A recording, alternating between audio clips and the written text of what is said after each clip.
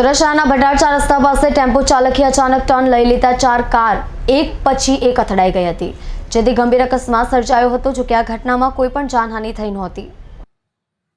મળતી માહિતી મુજબ ઉધના મગદલ્લા રોડ પર નવજીવન સર્કલ તરફથી બ્રેડ લાઇન સર્કલ બાજુ જતી વખતે ભટાર રસ્તા પાસે બ્રિજ પહેલા અકસ્માત સર્જાયો હતો, જેમાં એક 3 વ્હીલર ટેમ્પો ચાલક બ્રિજ ઉપર ચડતી વખતે અચાનક સર્વિસ રોડ તરફ ટર્ન લઈ લીધો હતો, જેને પગલે પાછળથી આવતી 4 કાર એક બાદ એક અથડાઈ ગઈ હતી। અકસ્માતને પગલે ટેમ્પો ચાલક ટેમ્પો લઈને ભાગી ગયો હતો। અકસ્માતમાં ટેમ્પો પાછળ વેગેનાર, તેની પાછળ વર્ના કાર તેમજ ઇનોવા સહિતની કાર અથડાઈ હતી, જેમાં વર્ના કારના 2 બલૂન ખુલી ગયા હતા। જો કે આ અકસ્માતમાં કોઈને ઈજા થઈ ન હતી, પરંતુ કારને ભારે નુકસાન પહોંચ્યું હતું। ઘટનાને પગલે કટોદરા પોલીસ સ્થળે દોડી આવી હતી।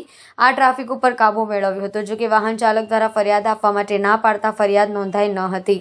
ભાવેશ રાણાનો રિપોર્ટ, સુરત।